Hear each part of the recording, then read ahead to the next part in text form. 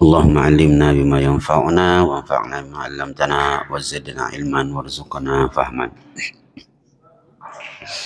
Assalamualaikum warahmatullahi wabarakatuh. Alhamdulillah, Bapak Ibu jamaah sekalian, kita semua bersyukur dan memuji Allah Subhanahu wa taala. Sebuah Jumat yang penuh berkah ini kita bangun dalam keadaan baik, dalam keadaan sehat. Semoga Allah Subhanahu wa taala selalu membimbing kita dan memberikan keberkahan dalam hidup kita. Salawat dan taslim kepada Nabi kita, Nabi besar Muhammad sallallahu alaihi wasallam. Bapak Ibu jamaah sekalian, kita lanjutkan pelajaran kita di surah Thaha. Pekan lalu cuma selingan, kita balik lagi ke surah Thaha sekalipun kita loncat-loncat ayatnya. Kita mulai di ayat 116 sampai beberapa ayat ke depan. Surah Thaha ayat 116.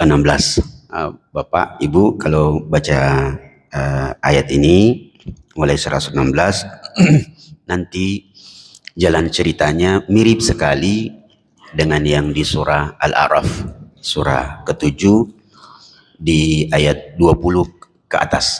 Itu mirip sekali jalan ceritanya. Kita mulai pelan-pelan. A'udzubillahi minasyaitonirrajim.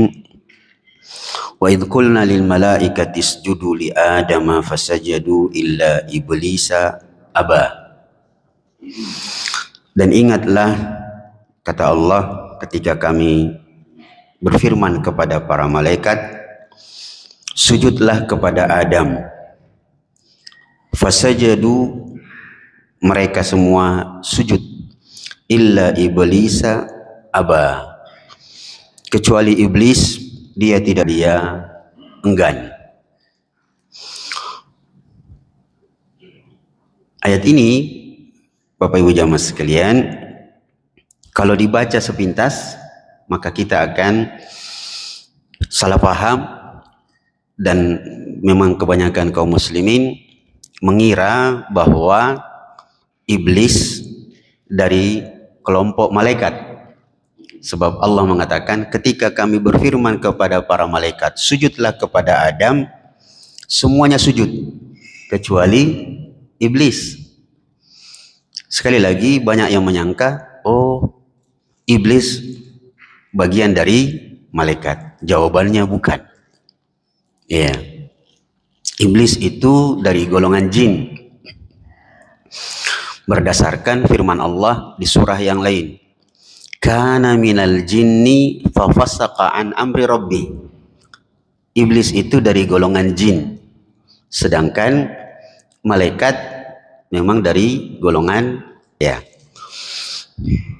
Pendekatannya begini Pak, Ibu. Kalau saya mengajar di kelas, kebetulan di dalam kelas ada seekor kucing. Lalu saya bilang, karena saya marah sama mahasiswa, saya bilang, semua kalian para mahasiswa yang ada di ruangan ini keluar. Maka semua pun keluar. Maka ada yang memberitakan bahwa suatu saat Ustadz Irwan memerintahkan kepada para mahasiswa untuk keluar. Maka keluarlah semua mahasiswa dari ruangan kecuali kucing. Itu artinya kucing itu ada dan hadir saat itu.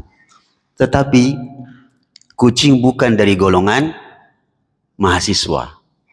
Mirip dengan ayat ini ketika Allah mengatakan, wahai para malaikat, sujudlah kepada Adam. Dan sujudnya maksudnya adalah sujud penghormatan. Semua sujud kecuali iblis.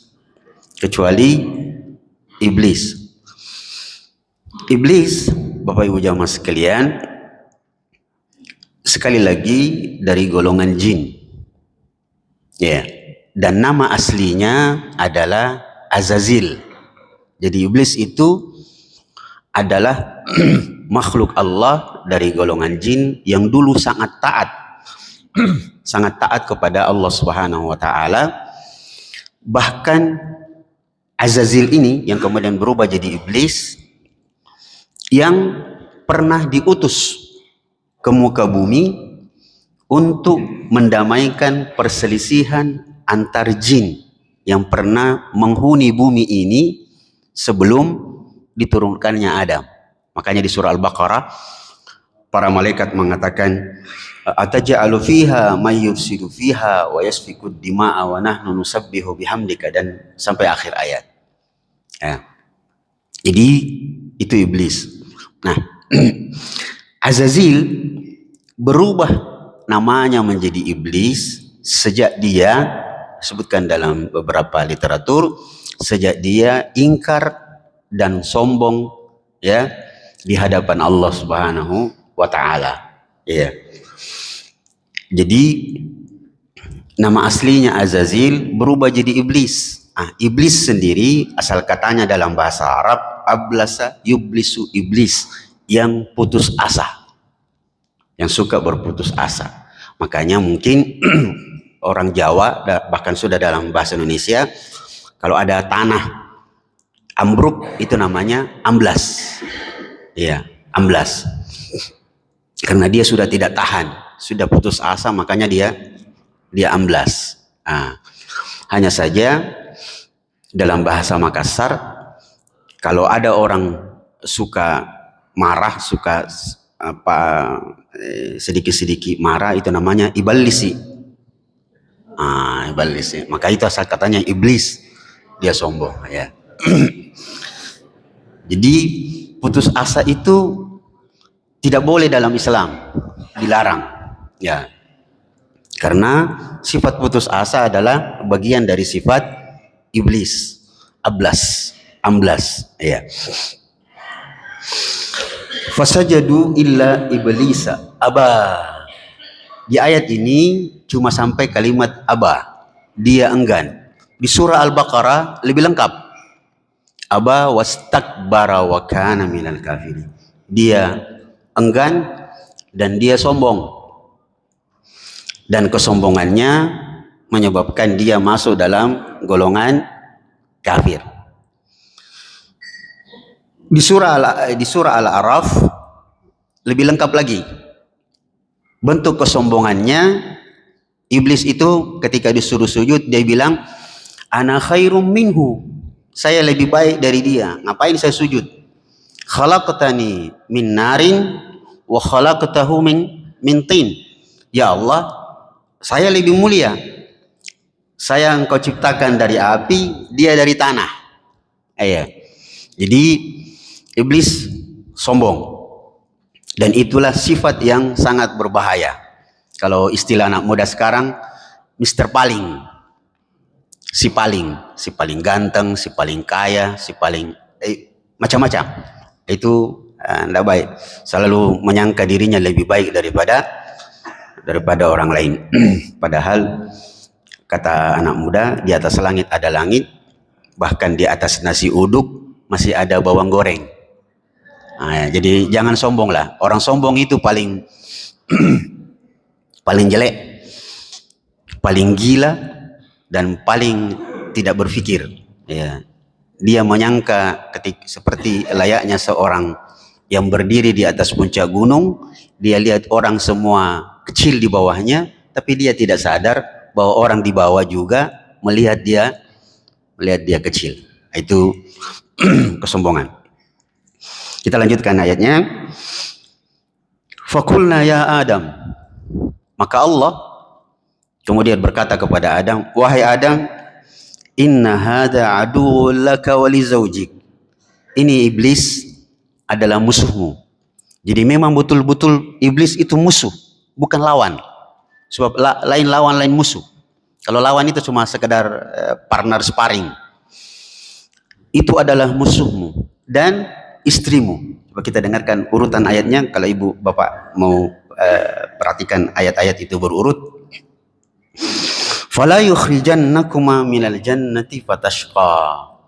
Jangan sampai iblis itu menjadi sebab engkau keluar dari surga dalam keadaan celaka. Ya, Allah sudah ingatkan. Sayangnya, mari kita lihat lanjutan ayatnya. Tentang surga, Allah mengatakan, anna laka alla taju'a fiha wa la ta'ra. Di dalam surga, kata Allah kepada Adam, engkau tidak akan lapar dan tidak akan telanjang. Wa annaka la tadma'u fiha wa la tadha. Di dalam surga engkau tidak akan merasa haus dan engkau tidak akan ditimpa sinar matahari.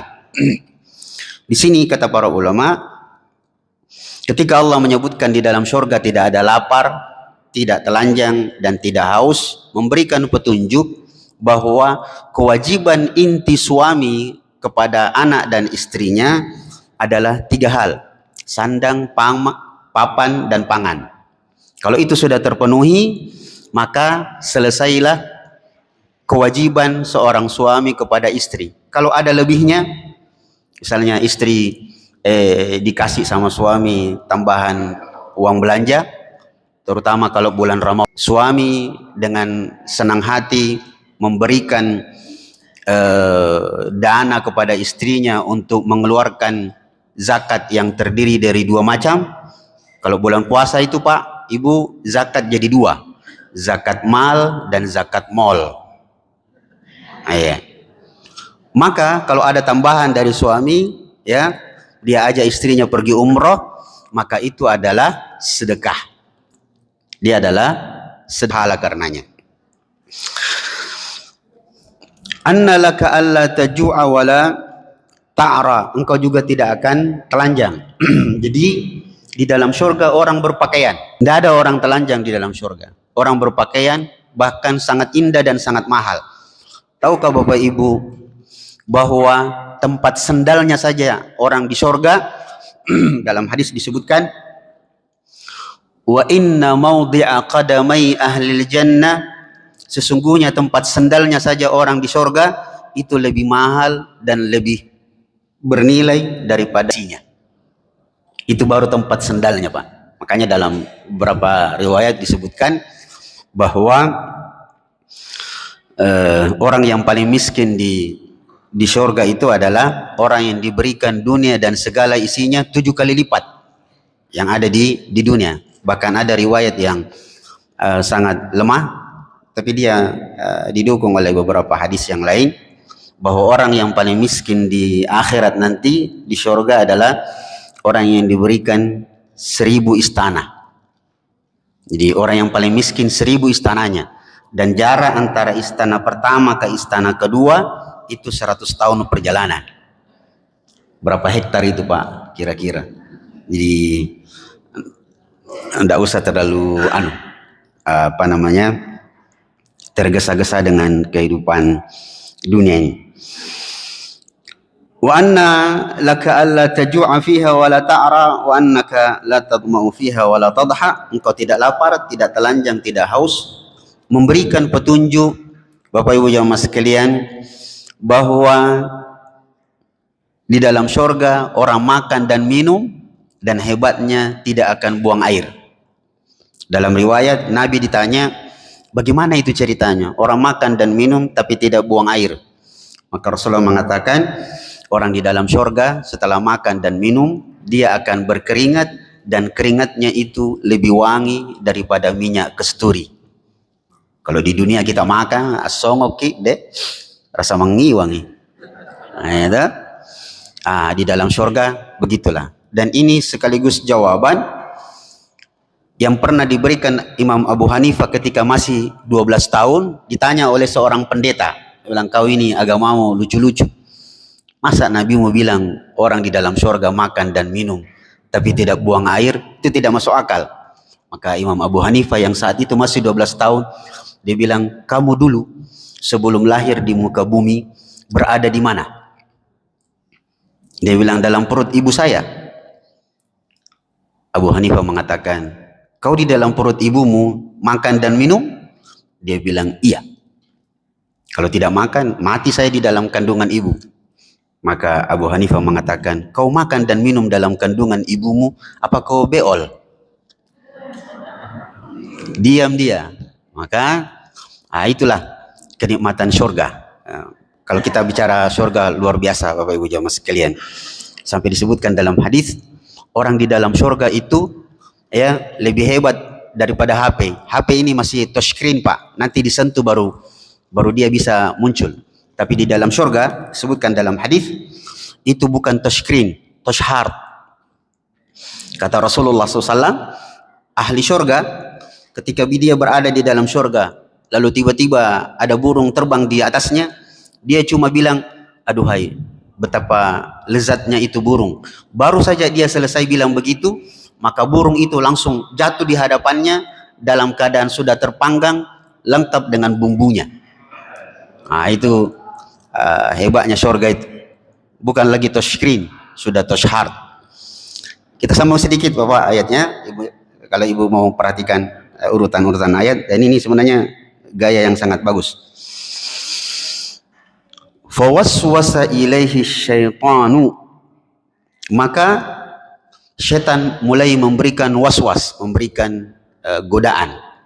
Yang hebatnya di surah Al-A'raf ada tambahan kalimat wa qasamahuma inni lakuma laminan nasihin.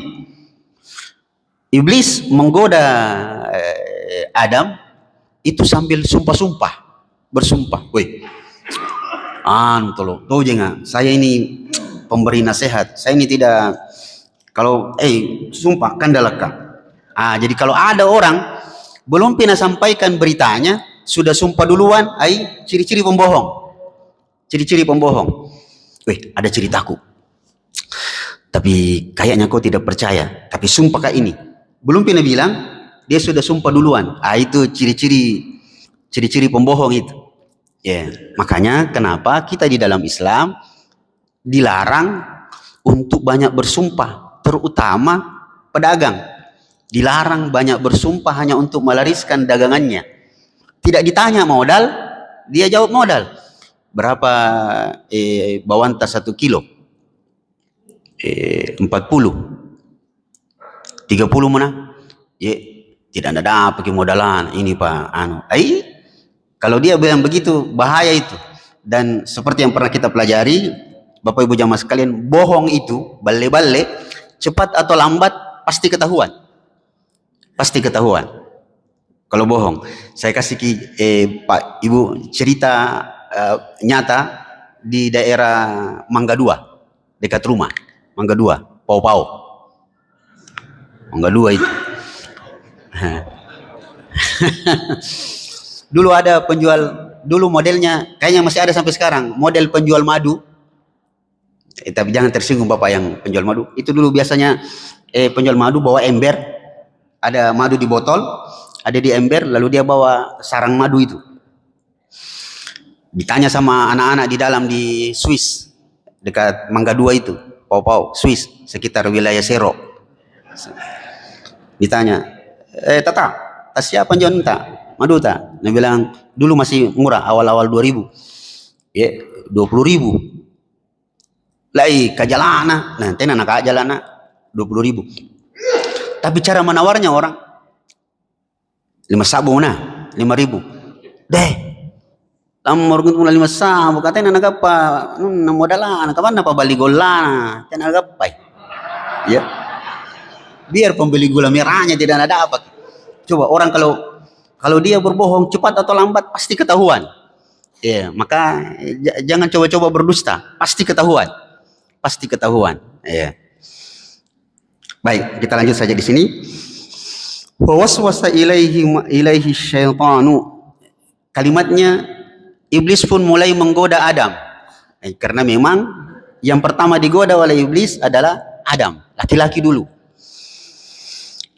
Qala ya Adamu. Coba Ibu kalau perhatikan ayatnya luar biasa. Banyak pelajaran kehidupan di sini.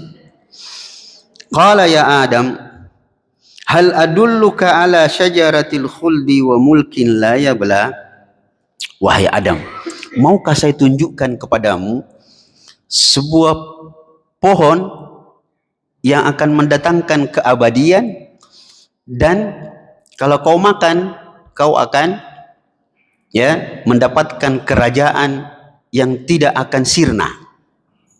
Di sini kata para ulama, ketika iblis mengatakan, saya akan tunjukkan kepadamu pohon keabadian dan kerajaan, kekuasaan yang tidak akan sirna. Kata para ulama, dua hal yang memang sangat menggiurkan dalam kehidupan dunia adalah keabadian dan kekuasaan. Orang setengah mati, Pak. Wanita-wanita sekarang setengah mati beli skincare. Itu karena apa? Dia mau sesuatu yang kelihatan abadi. Padahal mereka semua tahu teorinya tidak ada ceritanya orang semakin tua semakin cantik semakin tampan. Tidak ada. Tidak ada. Biar muka umur 30 tahun, kalau memang produk tahun 60-an pasti tua, Pak. Kelihatan memang seperti mobil Didiko terus, repair. Tapi kalau dia memang produksi tahun 60, remo itu di dalam. Akhirnya setengah mati beli skincare, efeknya berbahaya. Apalagi kalau skincare-nya yang merkurinya tinggi, itu efeknya wajah berwarna putih, leher berwarna hitam. Dan itu berbahaya. Kenapa kalau hitamnya orang? Tidak masalah, Ji. Tidak masalah. Ada 3 manusia di muka bumi ini, kulitnya berwarna hitam, bahkan sangat hitam, tapi dia menjadi manusia mulia. Bilal, Luqman Al-Hakim, dan satu disebut adalah Maula, Umar bin Khattab. Tidak selamanya putih itu bagus. Bukankah tai lalat yang berwarna hitam itu jauh lebih indah kelihatan daripada panu yang berwarna putih? Tidak usah terlalu paksa-paksa mau jadi putih, Pak. Santai saja. Dua hal, keabadian dan kekuasaan. Makanya sampai sekarang dan mungkin sampai hari kiamat, orang itu akan selalu berusaha menjadi penguasa. Dan betul, orang-orang politik mengatakan bahwa orang kalau belum berkuasa itu dia akan sangat rendah hati. Begitu dia dapatkan kekuasaan, mau terus. Minta maaf, Pak, saya keluar sedikit. Saya pernah tanya teman, dia anak pejabat. Tapi karena teman saya nanyanya biasa. Kenapa itu orang maunya habiskan uang miliaran hanya untuk jadi seorang bupati? Dia bilang, Ustaz, orang kalau jadi bupati dan tempatnya tempat basah, dia jujur saja, itu 1 tahun sudah kembali modal. Saya bilang, kenapa bisa? Peraturan di Indonesia kan hebat. Ada proyek 1T, dia sudah dapat 2,5%. Berapa itu? Dia jujur saja, itu luar biasa. Jadi memang itu enak jadi penguasa. Dan itu sudah sejak awal menjadi modal iblis untuk menggoda Adam. Sayangnya tidak berhasil. Awalnya tidak berhasil. Maka pindahlah iblis kepada Hawa. Yang akhirnya fa'akala minha fabadat lahuma sawatuhuma. Jadi iblis menggoda Adam, gagal. Dia pindah kepada Hawa. Minta maaf Bapak Ibu. Saya dulu pernah mendengar ceramah seorang kiai, dia bilang iblis berhasil menggoda Hawa karena memang namanya Hawa. Dia sayangnya salah menyebut huruf. Pak Kiai salah menyebut huruf. Dia bilang Hawa itu memang dia gampang terpengaruh hawa nafsunya. Karena Hawa itu namanya hak yang kacamata itu, hak besar, waw, alif, mad, kemudian hamzah. Hawa itu asal kata jadinya hawa nafsu. Itu kesalahan besar. Bukan Hawa namanya, bukan huruf H, tapi dia huruf H. Hawaun, pakai H. Kenapa disebut Hawa namanya istrinya Adam?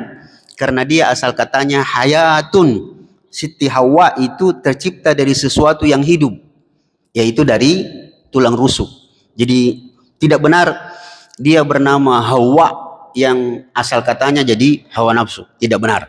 Tapi memang unsur psikologi dalam diri seorang wanita itu lebih bermain perasaannya daripada otaknya. Maka digodalah, akhirnya dia pun ya mempengaruhi suaminya Adam. Apa yang terjadi? Fa'akala minha. Keduanya pun kemudian memakan buah dari pohon terlarang. Efeknya adalah fabadat lahuma sawatuhuma. Begitu dia makan buah terlarang itu, copot pakaiannya. Copot. Ya. Yeah. Maka kelihatanlah sawah. Ibu bapak kalau perhatikan kalimatnya sawah. Asal katanya su'un. Su'un, sesuatu yang buruk. Jadi aurat itu buruk. Tidak baik dilihat. Tidak baik dilihat itu aurat. Dalam bahasa Arab sendiri, aurat itu artinya ara ya'uru, artinya aib. Maka aurat yang ada pada tubuh kita itu kalau kelihatan itu buruk, kelihatan buruk, tidak baik dilihat.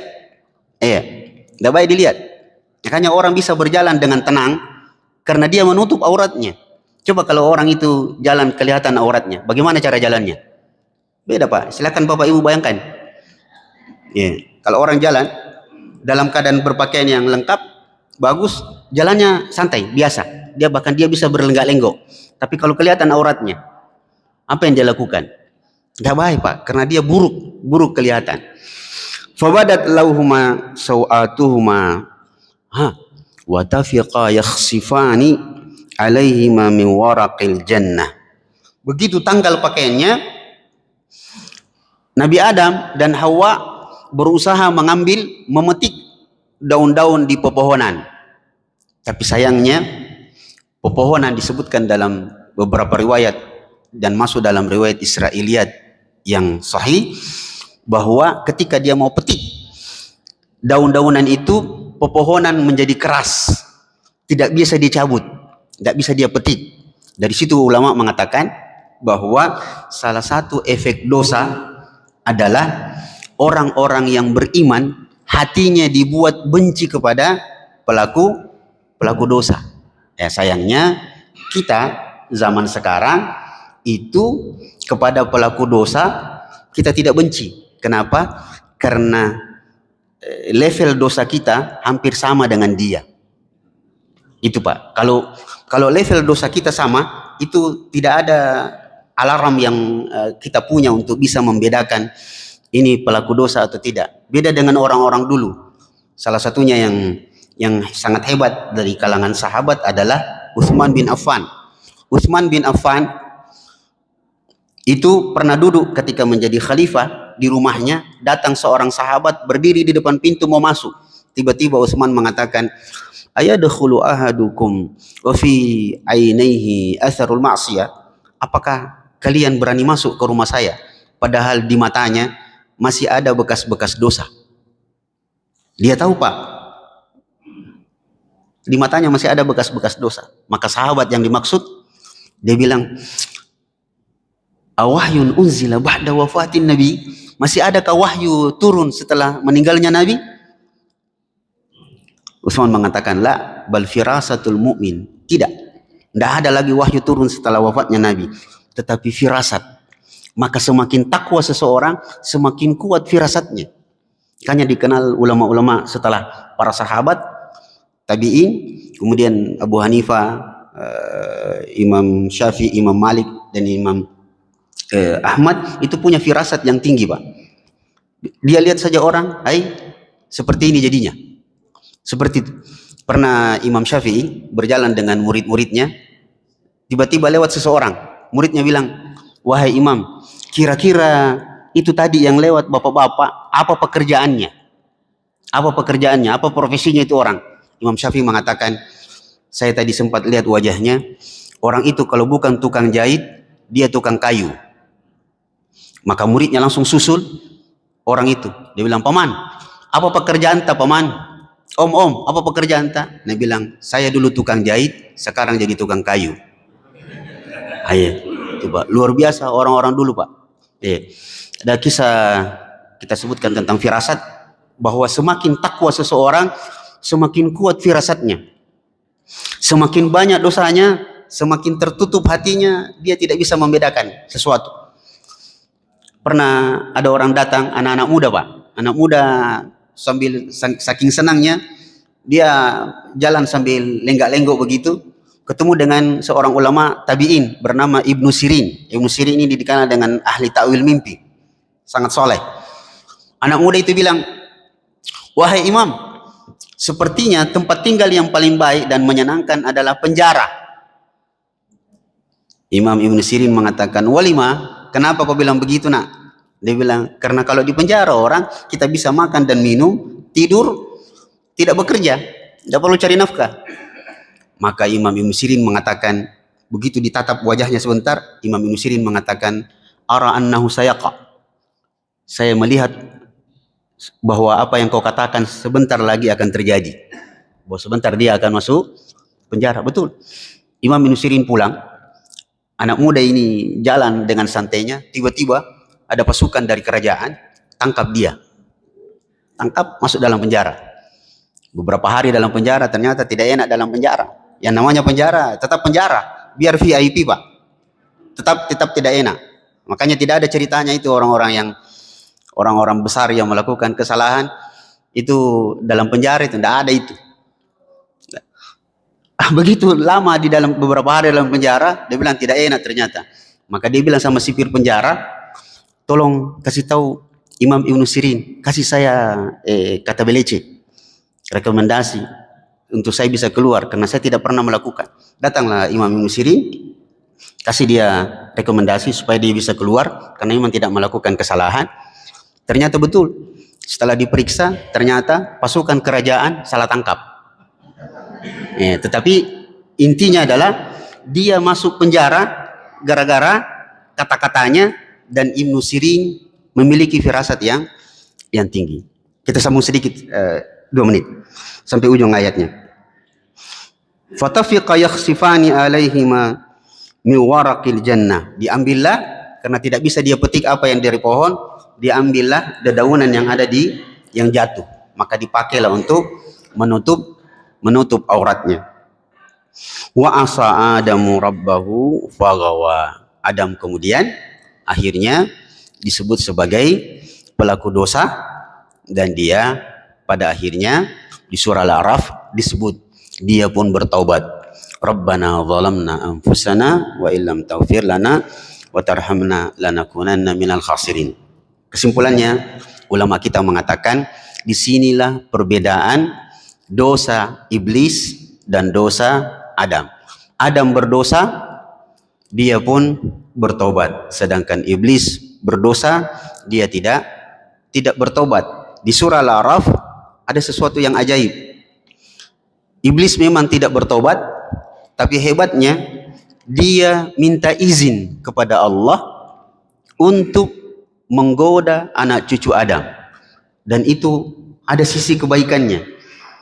Iblis tidak bertobat, tapi ketika berhadapan dengan Allah, dia masih sopan. Dia masih minta izin kepada Allah, dia masih takut kepada Allah, sampai-sampai dia harus minta izin untuk bisa menggoda anak cucu Adam. Jadi iblis masih takut kepada Allah, tapi karena merasa bahwa tak kalah nih, tidak apa-apa, tapi tetap ada rasa takut. Tapi orang Indonesia,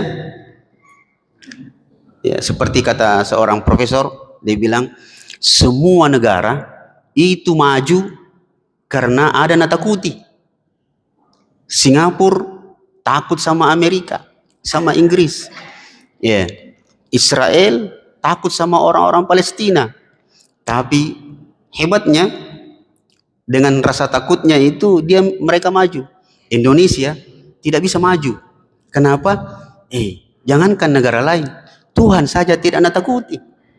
Inilah yang ada pada kita semua. Saya kira ini Bapak Ibu jemaah sekalian, sekedar pengantar. Nanti Bapak Ibu bisa baca jalan cerita di dalam Al-Quran. Di surah ini mirip-mirip nanti di surah Al-A'raf, di surah Al-Kahfi ada sedikit, dan di surah Al-Anbiya. Yang insyaAllah kalau Bapak Ibu, saran saya kalau ada waktu 5 menit, 7 menit setelah sholat duhur, setelah sholat asar, sudah kita tadarus, baca-baca sedikit Quran sambil baca terjemahannya, insyaAllah banyak manfaatnya. Saya kira ini, sekali lagi mohon maaf atas segala kekurangannya.